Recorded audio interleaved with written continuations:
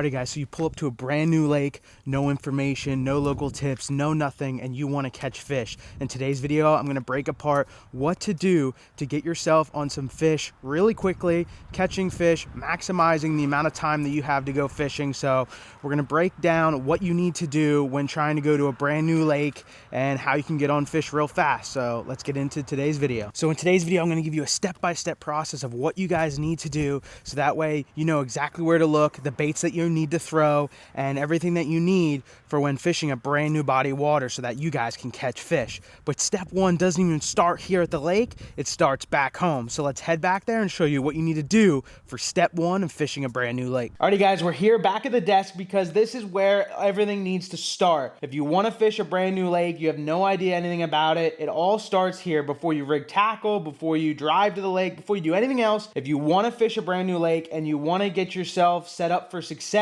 you need to start here. So I'm going to give you a little checklist of all the little things that I do when I'm looking into fishing a brand new lake before I even get to it. And that way you can maximize your fishing time and hopefully maximize your fish catching, and you can catch a lot of fish at this brand new lake. So let's dive right into it. Alrighty, so first things first, let's dive over here to the screen. And what I'm showing you right now is Omnia Fishing. If you guys don't know what Omnia Fishing, it is an awesome website and program. It's an online tackle retailer, but they also have a really cool online program here. They have, if you're on the mobile version, they have Navionics built in. So if you use a Garmin fish finder, that's what's on there is Navionics. So you already have that. On the desktop version, they have sea map contours, they have vegetation, and it's all gonna vary on the lake. This lake here is a very well-known one up in New Hampshire called Winnipesaukee. Amazing fishery, awesome fishery. They have bottom hardness, they have historical water temperature that's pretty accurate as of right now. So you can see right here, it's still probably ice on it. It might be iced out now, but it's very close. It also has water clarity, so you can tell what the water clarity is going on right now. So if you get wind, anything else like that. There's also the weather.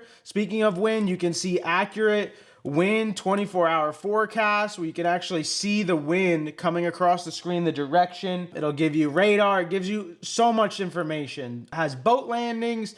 You can make waypoints on it so you can see where you want to fish, anything like that. It has so much stuff going on. So first things first I'm going to do is just looking at the lake, getting my eyes on the lake. You can look on it on maps. Another thing you can do is look on it on Google Earth. Google Earth is a great way to learn a lake. You can see kind of what the aerial view looks like, see if you like to fish docks or whatever you like to fish, points, anything like that. You can zoom in right here and be able to see everything. What's nice about Google Earth on the desktop, if you guys don't know, it's a little hidden secret, is you can do a time-based imaging on when the satellites are taking images. So you can actually go back in time to different times of the year when images were taken, and it'll actually adjust to different years. You can see here certain areas, this lake is so big, but certain areas it'll change the time period. And the reason I say that is because if you fish a certain body of water, sometimes of the years it'll be drained, or it was just a really low dry season where the water's really low, you know, a couple feet or a lot, like 10, 15 feet. You can find a lot of offshore structure that's happening when the lake was low that you couldn't find any other time of the year. A little hidden gem is to go on here, go on Google Earth on the desktop. I don't believe it's on the phone. You can do the timing stuff, but go back in time, try to find an image when the lake was low. And then if you like to fish offshore, or depending on the time of year where those fish should be, you can actually find stumps, logs, sunken stuff, whatever. You can find a lot of really cool stuff if you can find an image of that body of water when the water was down. It doesn't always happen,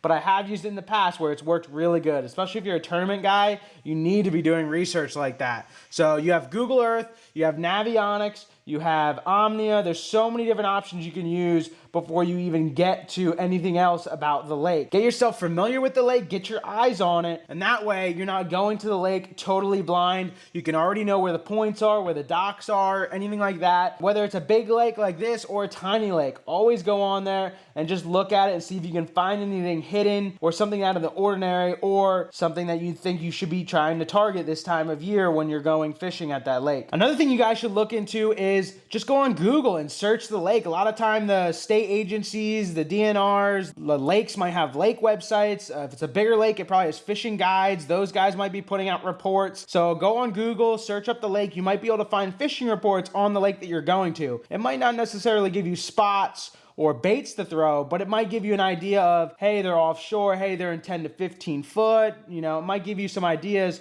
to help you get closer to finding out how to catch more fish than just going in there blind. And of course, guys, one of the most important things also is checking the weather. I said it on here, you can see out like 24 hours on Omnia, see the wind forecast, the weather forecast. Check the weather. The Omnia thing's really nice because it'll show you which way the direction's blowing. So when you're looking at the lake, you can see, okay, if the wind's gonna blow pretty good tomorrow, you can see what bank's gonna get pounded with wind, whether that means you wanna fish that area or an area you wanna try to avoid because the wind's gonna be too much. Make sure you guys check the weather. The last thing you wanna do is go out and all of a sudden it's blowing 40 miles an hour if you're in a kayak. That's not safe. Or if you're just trying to go bank fishing and you're casting and the only place you can fish on it, the wind's blowing you into, so then you're trying to cast into the wind, and if you try casting into the wind, you know how that goes. Not too well usually. Make sure you guys check the weather before you guys go out, and that way you're more prepared and know what to expect when you go out fishing. And don't forget just to know the seasonal patterns of fish. Depending on what species you're gonna target, there's a lot of patterns for that species depending on the time of year. I'm a bass fisherman. This doesn't just apply to bass fishing. This applies to fishing any lake for any species.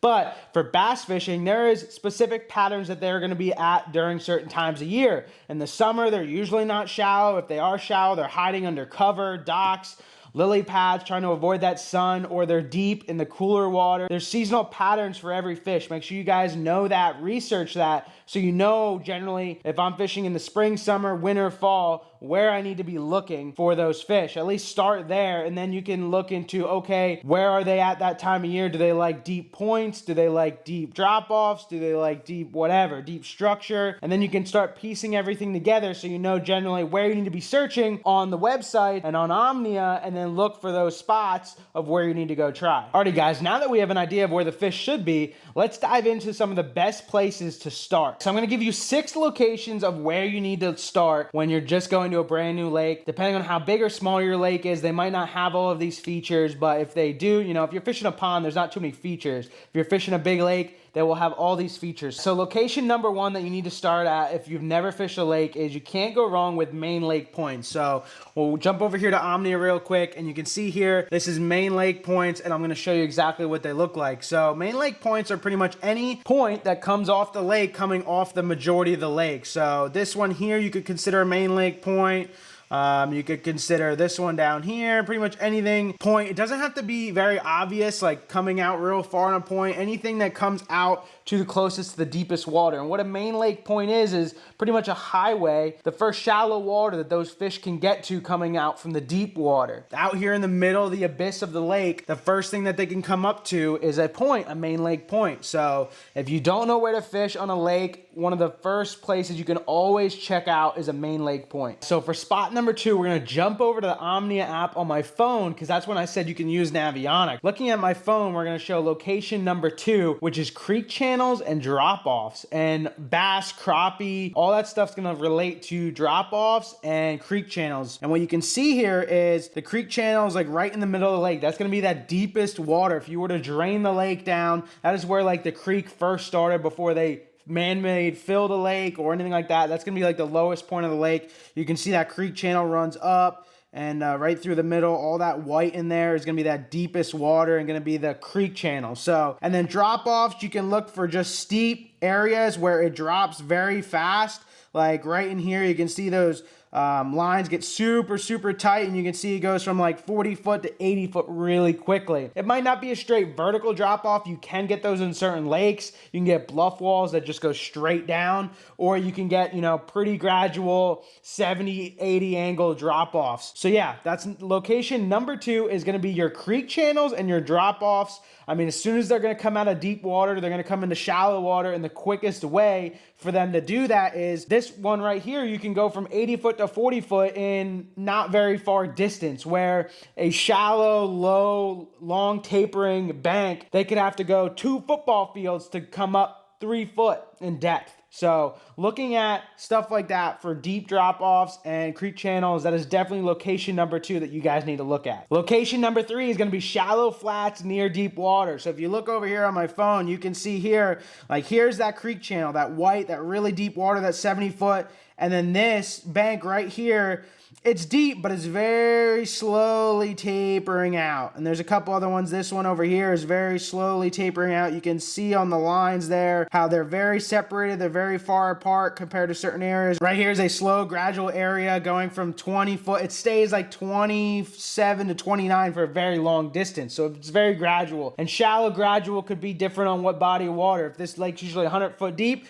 a 27 foot slow gradual area could be shallow. So all depending on where you're fishing. But spot number 3, definitely check out those shallow flats near deep water. Location number 4 that you need to look into is docks and shoreline cover. Not all fish go out deep in the summer. Some like to stay shallow, but they want shade. They might be way up underneath docks. They might be under really thick grass or lily pads that are really big and covering super tight together. I mean, you go out in the summertime, you go stand out in the sun and then go stand underneath a tree with some shade. It's way different in temperatures. Don't be afraid to look into shade lines, especially if you're fishing docks, guys. If you're not comfortable with fishing docks, get comfortable with it. Learn how to skip a worm, even if it's a Senko on a spinning rod. Learn how to skip and get that bait way deep underneath those docks, because a lot of times guys won't be able to skip way up under those docks. They'll just be casting at the side of it. They won't go way up underneath of it, but that's where those fish are hiding. So if you can, learn how to do it and get way up underneath those docks, because there's always fish up shallow in the summertime, not just deep. Location number 5 that you guys need to look into is wind-blown banks. That is a really good spot because that wind is going to blow all that water to one side. It's not only going to blow possibly the warmest water on the lake or the coldest water, depending on where it's blowing from. It can blow cold or warm water to a side of the lake, but it's going to push your microplankton, which is going to push your bait fish, which is going to push your predator fish, and that's what you guys are trying to catch. Now, depending on how windy it is, it could make an area unfishable. It could make an area where it pushes in the bank and makes it all cloudy, and then maybe it avoids fish. So it all depends, but don't be afraid to try a wind-blown bank. And like I showed you on the Omnia, you can literally look at the radar and see the wind direction. So if it's only going to be 5 miles an hour, 10 miles an hour, that bank could be really good. If it's going to be blowing 40, 50 miles an hour, that's going to absolutely destroy that bank and you're probably not going to catch any fish there. But if you have the right amount of wind, don't be afraid to try a wind-blown bank. Last but not least, guys, location number 6 you need to try is backwater areas and creeks. Don't forget about those things, especially if you're in a kayak. You can get to areas where boat guys can't get to, or creek anglers can't, or bank anglers can't get to, and you can literally get to unpressured fish. Another area is the creeks. A lot of times in the summertime, you get a rain that's going to push cold water into a warm body of water, and fish get some good oxygen from the water flowing in and a cool down in the temperature. So don't forget about checking where those creeks feed in, any runoff, anything like that. So go way back in certain areas. You can see right here, this lake is huge, but you can go way down here into the bottom end of the area. And maybe you can even go up underneath this bridge maybe and get way up in this creek. 1, there might not be as many people trying up in there, but 2, it could be cooler water. And backwater areas just hold fish. Everywhere's going to hold fish, even though it might not be on the main lake. Make sure you check that area out on a lake that you're going to fish for the first time. Alrighty guys, now that we know where we need to start fishing, how do we actually find the fish? Key things you need to be doing is fishing fast and letting the fish tell you what they want. One of the ways you can do that is using things like search baits. Search baits, if you're a bass fisherman, is a crankbait, a chatterbait, stuff that you can cast and wind and keep moving. Keep your trolling motor or your pedal drive. If you're in a kayak, just keep moving at a slow pace, but keep moving and casting and winding, and that way you can cover water. Because if you're fishing a brand new area of water, you don't know where those fish are. And the fact that you can keep moving at a slow, nice, steady pace, you don't got to go super fast, but keep moving and casting until you get a bite so you can find an area where those fish are. And another thing you can do is move, move, move. Don't sit in a spot too long. Go give a spot 10, 15 minutes, then move to a different spot. Whether you're a bank angler, just walk down another little ways. If you're a kayak guy, pedal or paddle a distance away. You know, depending on the size of fishery that you're doing, maybe you can hit a couple of those spots we talked about. So if a main lake point is close, try that for 15 minutes with a moving bait, a search bait. Then if that doesn't work, maybe you see a bluff wall or a steep area, try that for 10 or 15 minutes and so on. And try to find, keep switching it up, because eventually you're going to find where those fish are positioning in that body of water. And of course, guys, if you have electronics, use the electronics to help you out, whether it's just side scanning an area, see if there's structure, or see if there's bait fish below you. Maybe you'll see a tree or a stump that's in a little bit deeper water. You could try that. If you don't have electronics, that's fine. Use your eyes and ears, guys. You could see bluegill up shallow. You could see bait fish getting blown up by fish. You could hear bluegill in the grass, or if you're seeing birds dive on bait. Guys, don't be afraid to always be looking and hearing while you're fishing, because it can tell you some key information. And lastly, another thing you can do is match the hatch and match the structure. Match the hatch means match your bait fish to your bait. So if there's only bluegill in that lake on perch, then throw bluegill and perch colored baits. Do your research before you go out in the water. You can see what bodies of water or what bait fish are in the bodies of water that you're gonna go fish, and match it. You don't wanna be throwing something that looks like a bluegill or a perch, and let's say that's not really in that lake, or it's not the main forage in that lake, you're not going to get bit as much. So make sure you match the hatch to the baits that you have tied on. And match the structure means if you go catch a fish on a tree, look for more trees and fish more trees. If you catch fish on rocks, look for more rocks, and so on.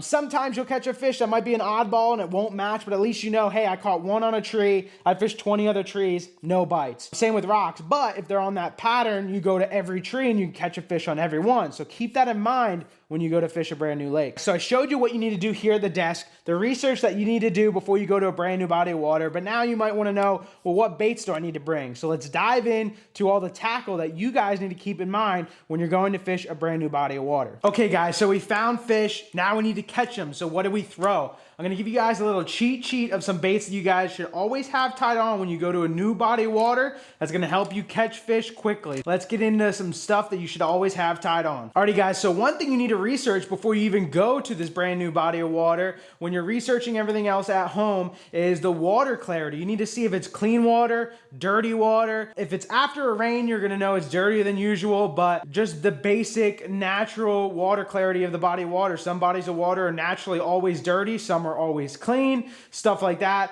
Omnia has the water clarity tab that you can help you figure that out, or just do some Googling, do some YouTube research. You should be able to figure out if it's a naturally clean or dirty water, but make sure you know that before you go into bringing the baits to the lake, because I'm going to dive into baits based on clear water or dirty water. All right, so we're going to start off with some baits for bodies of water that are super clear. These are some baits that you should always have tied on. Number one, my go-to, that's won me the most money, caught me the most fish, no matter where I go, is a drop shot. So what it is your main line coming down to a hook, and then you have your excess line to a weight, and it keeps your hook suspended. And you can look into videos on how to tie a drop shot, because there's different hooks you can use, there's different lengths of leaders, there's so many different scenarios, but the drop shot's number one, and this thing straight up catches them. Always have a drop shot tied on. Number two is a Ned rig, and that is a bait that just sits on the bottom, looks like a crawfish or something on the bottom. Always have a Ned rig tied on. This is also a go-to bait as well. And the other two that I have for you that always catch fish is a jerk bait, especially in the spring and the fall. Can't go wrong with a jerk bait. They make shallow diving, medium diving, deep diving.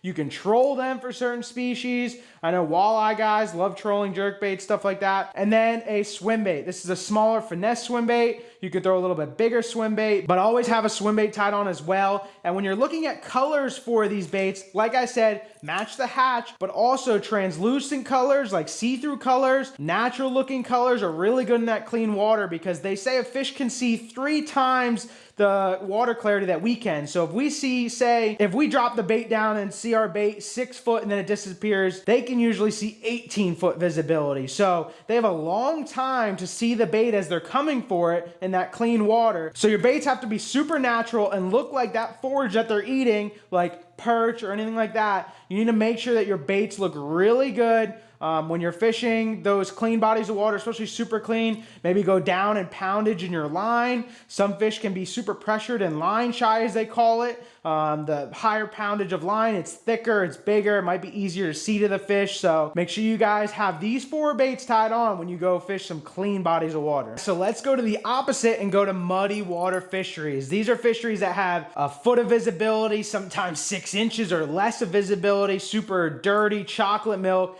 And here's some baits that you should always have tied on. You can't go wrong with crankbaits, whether it's a square bill, a deep diving crankbait, a shallow diving crankbait. Can't go wrong with a build bait. You might want to consider some rattles as well. when you're fishing, especially muddy water, because the fish can't see, but they can feel rattles, they can feel vibration with their lateral lines, so you can't go wrong with a crankbait. Another one is a chatterbait. A chatterbait has the blade on there. It's a bladed jig as well, they call it, but a chatterbait, it has a lot of vibration, so they're gonna feel that as well. Spinnerbait, same deal. This is a bait fish looking profile. It has the blades, it has vibration. You can get Colorado blades that throw off more of a thumping vibration for that muddy water. So you can't go wrong with that. You can do a Texas rig if you want to slow down and drag something. But another thing to keep in mind is it's dirty water, so you need more vibrant colors so they can see it. So chartreuse, like bright yellow, black and blue, bright red. Keep that in mind because they're not gonna be able to see it as long as the clean water fish that can see a ways away.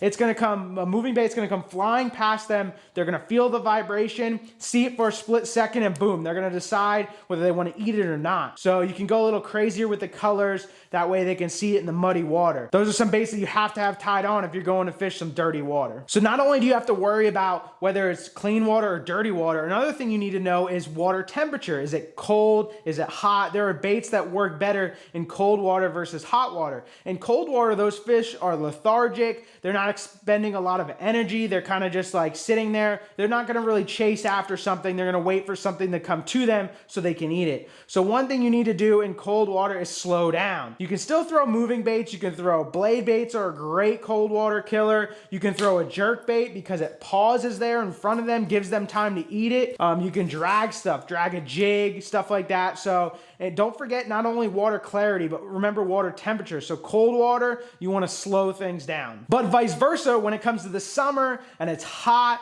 they want stuff moving quicker. You know, you could crankbait, throw a deep diving crankbait, and there are generally a lot of fish do go deeper in the summer. I know I said that they go shallow as well, which there's always shallow, but you could throw a frog, throw a buzzbait, throw a whopper plopper up shallow near shallow structure like we talked about. But if you're going deeper, you can throw big 8, 10, 12-inch worms and drag it. You can throw a big deep diving crankbait that comes flying past them. They're more willing to chase their prey and attack it with that hot water. So make sure that you take in not only the water clarity, but the water temperature when you go to this brand new body of water. And one thing that doesn't get talked about a lot when it comes to fishing a brand new body of water or just fishing in general is adapting to the changing conditions. Whether a storm rolls in or the weather just changes, there's always changing conditions out in the water, and you always need to pay attention and adjust on the fly so that way you can figure out what the fish want throughout the day. There's times where you're catching them on top water in the morning and then you can't get any more bites.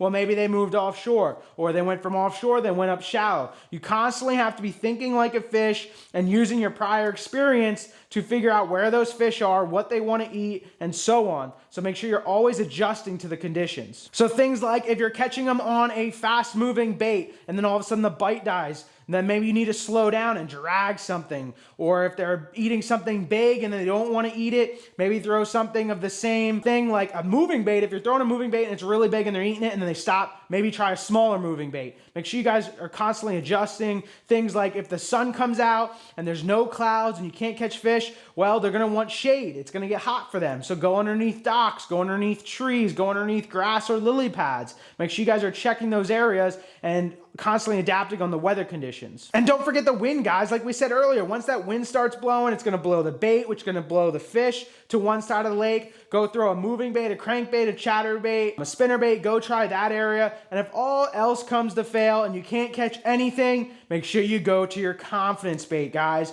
Whatever you feel the most confident catching fish on, whether it's a wacky Senko or a crankbait, whatever you have confidence in, make sure you guys always have that tied on as well, because if you can't catch fish, at least go to your confidence bait and you should be able to catch fish with that. And some other helpful tips, guys, is be flexible. If something's not working, be ready to change it, whether it's locations, baits, lakes even. If you're just fun fishing and you're start out in the morning on a lake and it's no good, go try a different lake nearby, because every lake is fishing different. Be flexible, and don't forget to just talk to other fishermen. Most fishermen are super friendly. When it comes in the tournament world, it might be a little different, but just ask them. Say, hey, what do you guys catch them on? How you doing? This and that. Whether you're on the water or at the boat ramp, at the tackle shop, most fishermen will talk and want to teach and help, stuff like that. That's why I make these videos, because I love teaching you guys how to catch fish. Make sure you're just flexible and make sure you talk to people, and those extra helpful tips will help you catch some fish. Alrighty guys, there we have it. There's 5 steps to catching fish fast in a brand new body of water. Step 1,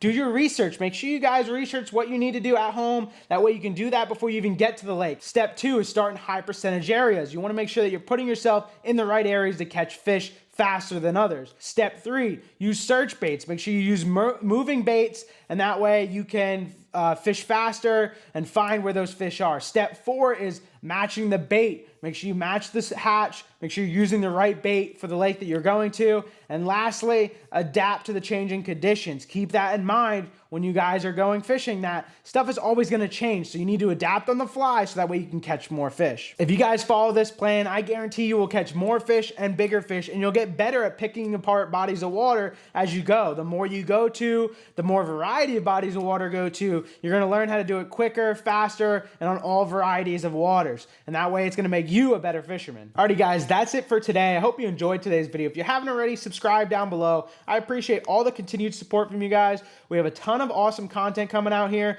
Tournament season is just starting. We have a lot of tournaments on the schedule, fishing over like 17 tournaments this year, I think, if not hopefully a little more. And get excited for those videos. I love fishing tournaments. I'm super excited to share them all with you this season. And you're going to know that I did research before I went to those bodies of water. And that way I can put myself in a better position to catch more fish and hopefully maybe even win a tournament. So appreciate all the support, and we'll see you on the next one, guys. Go out there and catch your personal best.